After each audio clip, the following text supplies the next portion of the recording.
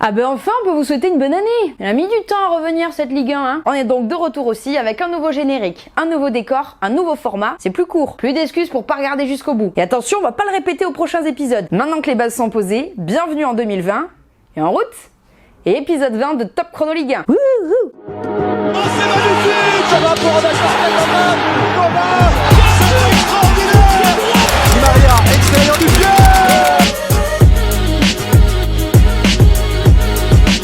Et non pas de star de tweet ou de chiffres, mais bien l'affiche du week-end, comme même l'appelait Canal+.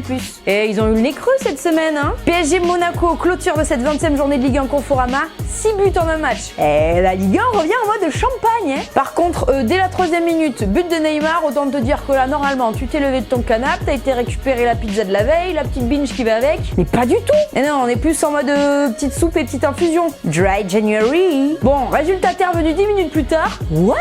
2-1 pour Monaco. Gelson Martins et Ben Yedder étaient passés par là. Attention, tremblement au parc. À la suite de ça, on a eu droit à un petit CC, un penalty, un but annulé, puis validé par le VAR. Bref, tout ce qu'on aime voir en Ligue 1, enfin presque. Ça fait 3-3 entre le Paris Saint-Germain et Monaco. Ça faisait surtout 10 ans que le PSG n'avait pas encaissé 3 buts au Parc des Princes. Eh, ça fait mal les gars, hein. Ben Yedder a conforté sa place de meilleur buteur de Ligue 1 avec 14 buts. Bref, on a deux doigts d'annuler le Dry January. Ok l'anglais, hein.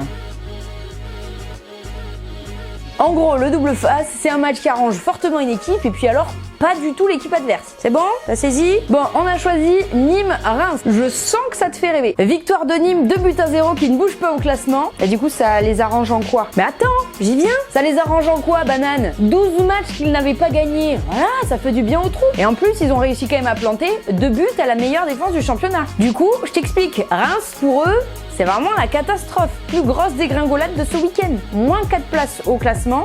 Les Rémois sont désormais 10e de Ligue 1. Nîmes, on le disait, toujours 19e. Mais, petit bonus, en plus de remonter le moral des troupes, on gagne 3 points d'avance sur Toulouse. Allez les crocos, on garde les crocs, hein.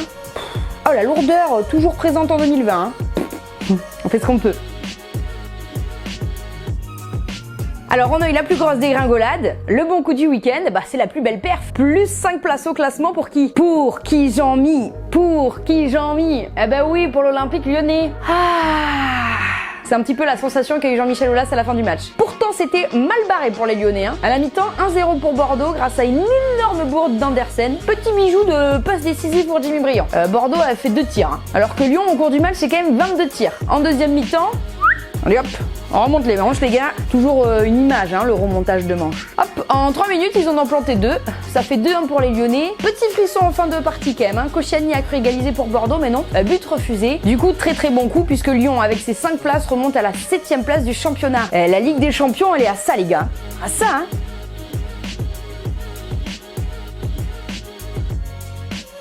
Bon ça c'est pareil, en 2020 plus de en bref mais plutôt ce qu'il faut retenir. La petite nouveauté, clac, tu te décolles sur le côté et je t'affiche le classement avec l'évolution de chacun. Régulièrement des matchs comme Angers-Nice qui font 1-1, tu t'en fiches un peu. Donc par contre ce qu'il faut retenir et qui est important, on parlait du bon coup de Lyon mais aussi le très bon coup de Montpellier. Et oui, enfin première victoire à l'extérieur depuis le début de la saison.